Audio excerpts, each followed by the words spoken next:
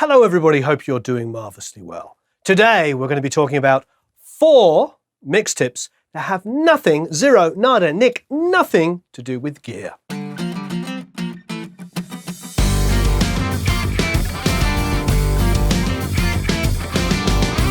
So we're big, we're bad, and we're back with 4 mixing tips that have got nothing to do with plugins or hardware or anything. These are common sense mix tips that I have to remind myself of all the time. As ever, please hit the subscribe button, the notification bell, go to producelikeapro.com, sign up for the email list, get a whole bunch of free goodies. Love having you here. Thanks as ever for answering questions and just being an incredible part of our community. Number 1, are your tracks ready to mix? I could also say good enough to mix. Really? Did he just say that? Now, you may have the world's greatest hit song on your hands. This might be a beautifully written song. And sometimes a song is so good that it can look past production. It can look past recording. However, that's infrequent. These days, people expect to hear something coming out of the radio that really is pretty percussive, concussive, smashes you over the head and is just like hook laden. You know, whether it's rock or pop or EDM, we expect a lot of production value these days. It's got a lot to do with the fact that we all know it's a lot easier than it used to be. You don't have to spend thousands of dollars in a studio. However, what came with spending thousands of dollars in the studio was a certain level of professionalism. You paid an engineer to record a guitar, say for instance. And it was his job with the producer to make sure it was recorded really well and really in tune and just worked in the track. Now, if you're starting to mix some tracks and the guitar is horribly out of tune, you can spend hours with Melodyne trying to fix it. If it's really super, super boomy and there's no high-end or mid-range articulation, you can spend hours trying different multibands and dynamic EQs and all kinds of stuff. But if it's your production, you know what you can do? You can re-record it. We spend a lot of time fixing. Sometimes it's much easier to just replay it. So are your tracks ready to mix? Are they good enough to mix? Take a deep breath, step back and listen to it. And if there's issues that you're going to go down a rabbit hole for like 2 hours trying to fix, just retrack them. Not everything is fixable with a plugin. And secondly, it doesn't always sound that good even after it's been fixed. If a singer is literally 3 tones away from the note that you want, pitching them up there is going to sound weird no matter what wonderful software you use. And there's certain voices that don't even really like being tuned that much. So if you can spend a little extra time and fix a vocal, or fix the guitar part. Not even the performance, but the tuning, the way it was recorded. Because if it's too boomy and it's too distorted, it's really hard to undo that. I recently had this. I was given a string sections to mix, and there was nothing above 4K. Nothing. We had nothing above 4K. So we're like boosting the high end like crazy, 10 or 12K, trying to get some air around there. But it just wasn't there. And the easiest solution would be to re-record it. So, are your tracks ready to mix? Are they good enough to mix? Number 2, think about your mix in multiple dimensions. Think about it, about where it's going to appear when you're panning it, whether it's going to be left, whether it's going to be right. Is it going to be 100% left, 100% right on when the stereo guitars come in? That could be amazing for the chorus. Is it going to go slap down the middle? These are all things that we think about. Maybe 50-50 in the verses, then going wide in the choruses. Something I've been talking about for years, and if you've been watching other videos I've done.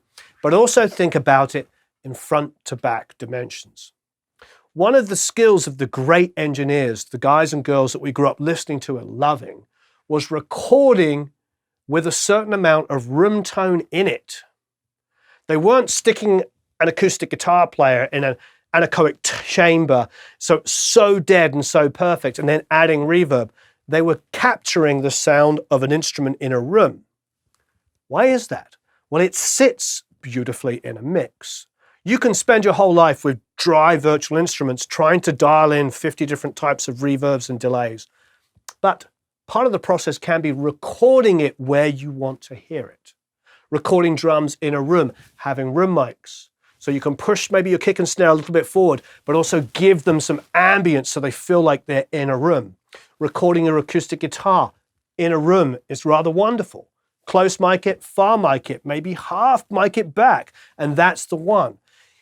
These are things to think about. Mixing isn't just left, right, center, 50-50. These are all wonderful tricks that we use, panning, but also think in dimensions. Think in front to back. Do you want something really forward? Do you want something really back? This isn't all about the mix. This can be recorded the way that you want to hear it. And it's a lot easier than you think, because if every instrument you record is completely flat and just coming forward like this, then you're going to have a lot of work ahead trying to dial in lots of different room tones and delays, all kinds of stuff to try and create some space just front and back. One of the things we face a lot these days is mixes that are so heavily limited and so bright that everything is forward and there doesn't seem to be anything back, and it's just a full frontal assault to your ears. And literally after about 10 minutes of listening, you just take your headphones off and you just want to step away from it. So think about recording and mixing in dimensions front to back, as well as left to right. I hope you're enjoying these tips. If you have any other tips, please leave them below. These are the tips that don't require gear. They're not about hardware. They're not about speakers of any description, mic pre's, microphones. These are plugins. These are tips that are common sense tips that I personally need to remember every single day. As ever, please subscribe, hit the notification bell. I really appreciate it. Let's get back to it. Establish proper monitoring levels. I've talked about this many, many times before, so forgive me. 85 dB, as we know, is the industry standard. Why is it the industry standard? It is basically where you hear everything flat. So you'll hear 60 hertz and 10K evenly. It's a great way of knowing when your mix is balanced. If you do happen to have software that can flatten out your speakers, or you happen to be in a room that's beautifully treated and really, really flat, then you will get a great idea of how your mix sounds at that level. Now, don't get me wrong. I don't always listen to that level. When I have a band here, I want to check for a second, I'll crank it. I will crank it to see how it sounds when it's slamming. Also, I'll listen at lower levels. There's a dim control on the console. I'll hit the dim and it will just drop the level to about half the volume. And when I'm just tweaking things lightly, I'll listen at half of that volume. Mark it on the monitor control. Get used to there being a level that you know and trust, and don't exceed it for any length of period of time. If you find that you're mixing above that, then I'm telling you now, your mix will be so painfully bright the next day because your ears will turn themselves down. All the 3 to 5K and above will just get turned down. If you're mixing well above 85 dB, you'll come in the next morning and everything will sound like and you'll be like, what happened? It's because you burned your ears out. So mark the level that you work at and work at it consistently. Train yourself and your ears to always be listening at that level, and you will get to a great result quicker and quicker each time. Number 4, this is a big one and ties into number 3. Number 4, look after your ears. Really, your ears are your number 1 tool. This should have been number 1, number 2, number 3, and number 4. This is the most important thing. Healthy ears are really, really important. Look after your hearing. I have been blessed that I've been doing this my whole life, but because I've always mixed loud, mixed quiet, mixed loud, mixed in the middle, I've never hit myself with super high volume for huge amounts of time. I have not done any real major permanent damage. I've also learned when working with legacy artists who are a little older and maybe don't quite have the hearing, I put in earplugs. When tracking guitars with certain heavy rock guitarists, I wear earplugs. I get the tones up the way I want it to be, and then I put in the earplugs and I start tracking. So they are sitting in the room, it's slamming, it's like wall of guitar. They're having so much fun, and I've got a pair of earplugs in. I once had a quote unquote famous rock star say to me, how can you tell how it sounds with the earplugs in? And I was like, trust me, I can tell. Protect your hearing. It is your number 1 tool. It is the most important thing. It is something that you need to guard so heavily. You really need to look after your hearing.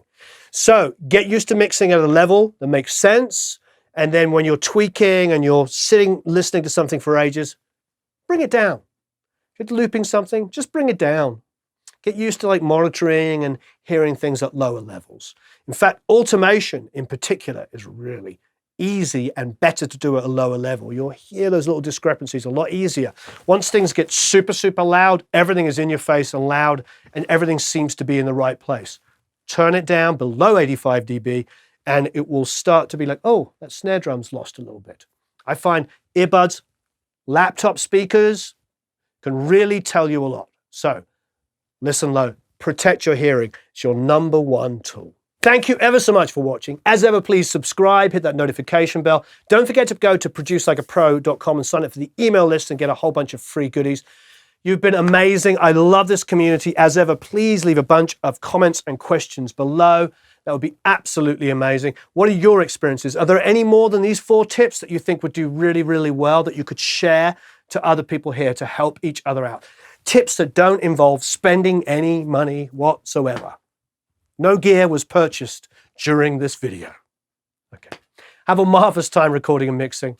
Thank you ever so much for being so wonderful, and I'll speak to you all again very, very soon.